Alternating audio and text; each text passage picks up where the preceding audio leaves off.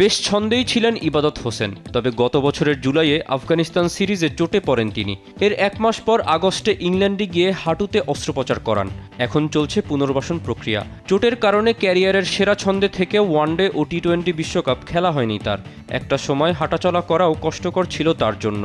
তবে দৃঢ় মনোবল আর পরিশ্রম দিয়ে খারাপ সময়কে পেছনে ফেলেছেন তিনি। এই সময়ে এসে শুরুর সেই সময়টার কথা ভুলেই যেতে চান ইবাদত।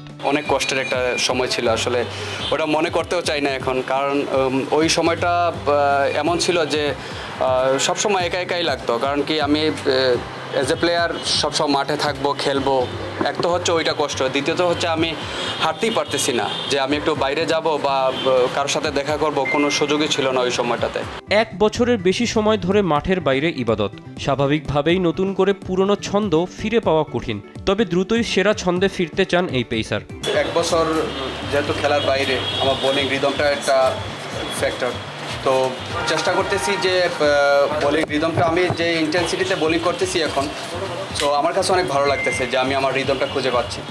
তো এটাই হচ্ছে পজিটিভ থিং। আর একটা জিনিস হচ্ছে যে এই সময়টা আমি আমার সেকেন্ড স্কিল যেটা আছে ব্যাটিং, ওইটা নিয়ে কাজ করতেছি, ফিল্ডিং সেটা নিয়েও কাজ করতেছি। যেহেতু সামনে ইন্ডিয়া সিরিজ আছে, তো চেষ্টা করতেছি এর আগে যদি আমি আমার টেস্ট ফিটনেসটা পেয়ে যাই, বা আমরা যদি কোনো আমার কাছে মনে হয় একটা সুযোগ আছে যে আমরা ইন্ডিয়া সিরিজের আগে আমরা কোনো নিজেদের মধ্যে একটা 4-ডে ম্যাচ খেলা, যদি ওখানে যদি খেলার সুযোগ থাকে, তাহলে আমি আমাকে জাজ করতে পারবো যে আমি কতটুকু fit enough for test match খেলার জন্য। বুধবার মিরপুরে অনুশীলন করেছেন ইবাদত। অনুশীলন শেষে চোটের বর্তমান অবস্থা সম্পর্কে কথা বলেছেন গণমাধ্যমের সাথে। একটু রানিং করলাম, ফিটনেসের কাজ করলাম, ব্যাটিং করছি, তারপরে লাস্টে বোলিং করে আসলাম এখন। সো বোলিং শুরু করছি আমি প্রায় 1-1.5 মাস হলো। সো বোলিং ইন্টেন্সিটি আগে 70-80% ছিল, সো ওভাবেই আছে এখনও। আর ট্রেনার আমাকে একটা প্রোগ্রাম দিয়ে দিছে যে লাস্ট ফেজে আইসা কীরকম বোলিং করা লাগে বা কীরকম ফিটনেসটা মেনটেন করা লাগে, সো ওইটাই ফলো করতেছি আপাতত। এখন বোলিং ইন্টেন্সিটি 80%ই আছে। সো আশা করতেছি আরও 2-3 সপ্তাহের মধ্যে যাতে ফুল ইন্টেন্সিটিতে বোলিং করতে পারি। এ সময় নিজের পুনর্বাসন প্রক্রিয়ার সময়ের কঠিন পরিস্থিতির কথাও তুলে ধরেন তিনি।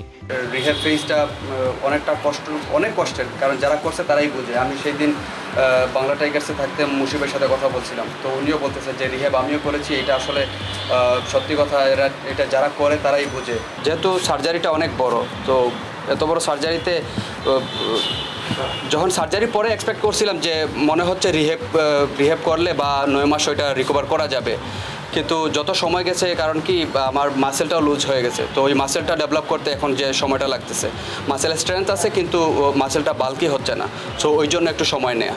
সেপ্টেম্বরে ভারতের বিপক্ষে 2 ম্যাচের টেস্ট সিরিজ খেলবে বাংলাদেশ। সেই সিরিজ দিয়েই আন্তর্জাতিক ক্রিকেটে ফিরতে চান ইবাদত। দীর্ঘদিন পর দেশের হয়ে মাঠে নেমে উজাড় করে দিতে চান নিজের সেরাটা।